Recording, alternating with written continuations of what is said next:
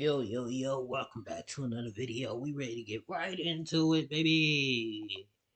This right here is 10 things Triple H ruined in WWE. 1 minute, let me just look at this real quick. How long is that? Okay, we can react to that video now. Since Triple H took over WWE Creative, he's had some absolute triumphs as WWE's lead booker. However, recently his creative output has been a mixed bag to say the very least. From botched retirement runs to alienating the audience, join us now as WrestleMania looks at 10 things Triple H has ruined in WWE. Be sure to subscribe and hit that notification bell for daily wrestling videos.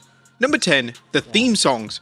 When WWE first signed a deal with Def Rebel, fans were quite rightly worried. Hiring an unknown entity to produce music was a bold move, and due to WWE making budget cuts left, right and center, fans were concerned that these themes would fall flat. Unfortunately, they were right. The theme songs produced by Def Rebel, well, with a few minor exceptions, have been utterly dreadful. They're soulless, generic, and all sound the same. Triple H has failed to realize the importance of a theme song in WWE, which is a big surprise, especially as his theme songs were such an integral part of his persona in the 90s and 2000s. Theme songs for WWE talent just isn't a focus for the game, and it's not exactly clear why. Does the game strictly want to focus on the day-to-day product rather than production elements? Well, it's possible, but when fans are actively complaining about the same issue time and time again, not to mention the talent themselves even expressing a strong dislike towards modern theme songs, maybe this is just a sign that a big change is needed. Number 9. Royal Rumble 2025. Triple H's booking at the 2025 Royal Rumble came under fire, and the YouTube dislikes were so severe that mainstream media outlets began to cover the fan disdain. For the Women's Rumble, Triple H went with Charlotte Flair, and this was seen by many as a safe bet. But the issue was that it was just kind of boring and predictable. Triple H has been accused of playing things safe with his booking, and this was definitely the case here. When it came to the Men's Rumble, everyone expected either CM Punk or John Cena to win, but Triple H went with Jey Uso. This was an unusual move, as Jey had just wrestled for the world title 7 days prior, and now he was the #1 contender once more, despite losing convincingly in his last matchup. Whilst Jey was popular with the fans, was there even a desire from the audience to see Jey win the world title and potentially even main event WrestleMania?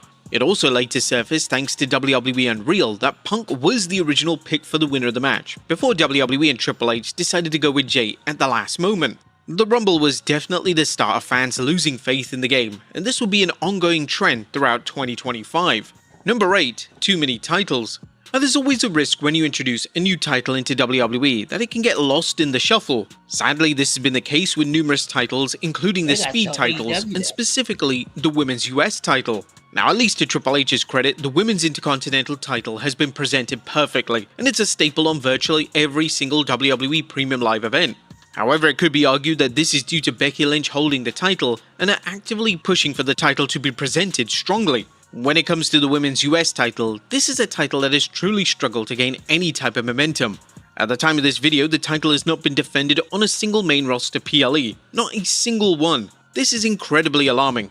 The title is in essence a TV title, but WWE have the same 3 women feuding over the title, so it's impossible to take the championship seriously. Raw has struggled to book the tag titles in a meaningful way.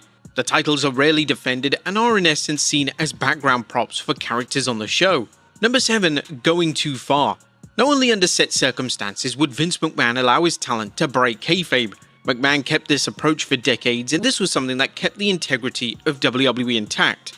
But under Triple H, elements of kayfabe are heavily scaled back, and it was presented on Raw on the Netflix premiere that WWE was strictly a show and fans were watching a scripted spectacle. Triple H would even be a driving force behind WWE Unreal, a show in which reveals the creative process behind WWE's scripted product. The launch of this show received significant criticism from classic fans as well as certain wrestlers. Did fans really need to see the WWE creative meetings? Well, not really, as it was in essence used for content on the Netflix platform rather than anything substantial. Triple H would go on a mass media spree to promote the show, and he clapped back at any criticism fans had about the show, and virtually every answer he gave was condescending and out of touch. Yeah, of course, most fans are aware that WWE is a scripted medium, but reminding fans every 5 seconds that the show is scripted adds absolutely nothing to their viewing experience. Right. Number 6. Pointless returns. One of the first things Triple H did when he took over was bring back numerous names that were fired under Vince McMahon. Most of these names were stars that Triple H was close with in NXT, and he evidently felt that they didn't get a fair shot in the company. A number of years after this agenda to bring back talent, only a handful of names remain that were initially brought back. The names that have been huge successes are Bronson Reed and Chelsea Green, whilst the names that completely flopped were names such as Emma and Hit Row. Triple H would re-sign over a dozen names without a creative plan in place, which was completely reckless. Why would he sign talent without any idea what he was going to do with them? Even former world champions that the game re-signed, such as Braun Strowman, were once again fired from the company, and it was almost as if Triple H was trying to prove a point to Vince McMahon, but this point didn't exactly land the way Triple H intended. Number 5. Lying through his teeth. A TKO has made the executive call to make Triple H the face of the WWE corporate brand. In essence, Triple H is the first image fans see when it comes to any corporate promotion of the show, so if TKO needs to make any major announcements when it comes to WWE, Triple H is the man to do this. This makes sense, as after all, the game books the show, and in theory, having Triple H answer questions from the media should have fans build up an equity in him as a leader and a visionary. Sadly, in 2025, the game has had a weird vendetta against the fans and the wider media, and he's come across as extremely bitter and resentful. In various interviews across the year, the game has stated that WWE doesn't listen to the internet as the internet isn't real life, and all they do is complain. This is total fabrication on the part of the game, as WWE have acted on fan complaints numerous times since he took over. The fan resentment towards Cody Rhodes losing his WrestleMania 40 spot even led to a major pivot in the company, so for the game to claim this is a total insult. Triple H has also been caught out in other lies in 2025. He frequently claimed that John Cena is picking his final opponent in 2025, yet Cena has outright denied this any chance he can get. The game even tried to pin Brock Lesnar returning on Cena, and Cena was quick to state that he was just working with whatever WWE gives him. One of Triple H's more outlandish lies was when he claimed that R-Truth's firing was all part of the show, obviously implying that the firing and subsequent rehiring of R-Truth was just a storyline. Truth even had his own son publicly deny this, which was a dreadful look for Triple H and WWE as a whole. Number 4. Taking on too much. A Triple H running WWE by himself is far too much for any company to ask, so the game delegates when it comes to certain shows, so he can put his focus into other areas. This has been seen with him delegating SmackDown to Road Dogg, which has received less than stellar results. On the contrary, the brand NXT, being led by Shawn Michaels, has been a shining light in recent years, as Michaels understands modern wrestling and his booking of the women's division in particular has received widespread praise. TKO has drastically altered the schedule in 2025, so whilst live events have been virtually abolished, the introduction of Saturday Night's Main Event has massively messed up WWE's pacing for shows. They went through a period of having a show every 2 weeks for the first half of 2025, and there were sometimes just 7 days between major shows. This may have worked if the shows were good, but the Saturday Night's Main Event shows have been underwhelming, and fans have even questioned if Triple H even cares about them. Triple H and Nick Khan would go on an extensive media tour promoting WrestlePalooza on ESPN, and they actively told everyone who would listen that the show was going to be a mini WrestleMania of sorts. Unfortunately, it surfaced that the build to the show wasn't the focus for the game, as during one of the episodes of Raw during the build to the show, he decided to miss the show in favor of filming Kill Tony. Shockingly, the game then publicly revealed that he hadn't even watched that edition of Raw that he missed, and he had zero idea that a planned segment between Io Sky and Stephanie Vaquer hadn't even gone ahead. Number 3. Over-reliance on celebs. A celebs being involved in WWE is nothing new. However, under TKO, this has gone to an extreme. TKO and WWE will do just about anything for any type of celebrity endorsement. Whilst this has worked well with Bad Bunny and Jelly Roll, not every celebrity endorsement is going to lead to a surge of interest in the wider product. This has backfired massively on WWE with Travis Scott, as Scott was involved in a major angle with John Cena and Cody Rhodes, and was even presented as a difference maker in the WrestleMania main event. As Scott then disappeared from WWE programming, and it appears that both have cut ties. This was a complete waste of time and didn't lead to anything of note. Fans are quick to point out that whenever WWE promotes a new show such as WrestlePalooza on ESPN, they put celebrities such as Snoop Dogg at the forefront.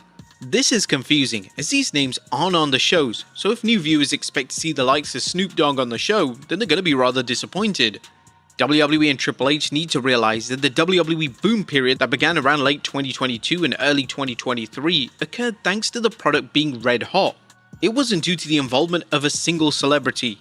Triple H is just so obsessed with making his product seem cool that he's forgetting what made the product receive popularity in the first place. Number 2. A dire WrestleMania. Now if there's one show Triple H and WWE can't afford to drop the ball on, it's WrestleMania. WrestleMania is WWE's signature showcase, and thanks to stellar offerings with WrestleMania 39 and WrestleMania 40 respectively, WWE fans expected greatness with WrestleMania 41. Ultimately, WrestleMania 41 was one of the worst offerings of the Triple H era. A lot of the matches didn't land, and certain matches such as Logan Paul vs AJ Styles and New Day vs the War Raiders were met with utter silence from the crowd. This was partly due to tiresome build for the biggest show of the year where nothing felt developed and everything was thrown together without any purpose. The biggest match that Triple H dropped the ball on was the Night 2 main event, specifically John Cena's WWE title win. The match was slow, boring, and when Travis Scott interfered, it made things even worse. The Rock not appearing wasn't Triple H's fault, but he could have easily come up with a better finish that didn't send the fans home angry and disappointed. And number 1, John Cena's retirement tour. The retirement of John Cena is single-handedly the biggest missed opportunity of the modern era. Cena was available for every single PLE in 2025, and this could have been used to build compelling story arcs, revisit classic feuds, and have Cena work with names he's never worked with before. Triple H's grand idea was to turn Cena heel. Granted, this was a pivot as The Rock wanted Cody Rhodes to turn heel, but everyone, including Rhodes, knew that this was a backwards move. Turning the face of WWE heel for no other reason other than to create headlines would have backfired massively. With that being said, did WWE still need a major heel turn? Well, no, not really. The heel turn itself was delivered well. However, with The Rock stepping away from the storyline, Triple H needed to creatively explain the rationale behind the heel turn. Triple H's best idea was to have Cena claim that he was going to ruin pro wrestling, and this was because the fans booed him at one period during his career. This made no sense. Cena hadn't been booed in a number of years. In fact, those fans that previously booed Cena were now his biggest supporters. This just didn't work, and Cena would strip back all the fun elements of his babyface presentation, and it just wasn't landing. Cena would also drastically alter his promo style and he'd begin to talk like an over-the-top cartoon villain, and this made fans question what on earth WWE were even thinking. Cena would revisit classic feuds with Randy Orton and Punk, but due to limited bills, the feuds weren't explored to the fullest, and WWE even made the contested call to have Cena feud with R-Truth during his final run. Cena wasted 2 matches on Truth and even lost one of them via DQ. Cena would also spend a number of dates working with Logan Paul, which naturally upset the fans. However, it's worth addressing that his match with Logan Paul in Paris was rather splendid. But just before SummerSlam 2025, Triple H decided to pivot on the entire Cena heel turn and basically retcon the whole turn. Cena would randomly be back to being a good guy, and the past few months were just erased from existence. Cena would make amends with fans, Cody Rhodes, and even R-Truth, and fans were just supposed to forget it ever occurred. Cena as a heel was such a huge opportunity to deliver some compelling television, but Triple H massively dropped the ball. Fans have theorized that Cena was dissatisfied with the heel turn and ordered a direct pivot. A lot of Cena comments and interviews support this theory. If this is the case, nobody can blame him, and it'll be interesting to see what Cena states about his heel persona when he's officially out of WWE next year. But there you have it, folks. 10 things Triple H ruined in WWE. Be sure to leave your comments down below, and I'll see you next time with some more wrestling content. This year? Yeah, I don't know. Anyways, thank y'all for watching.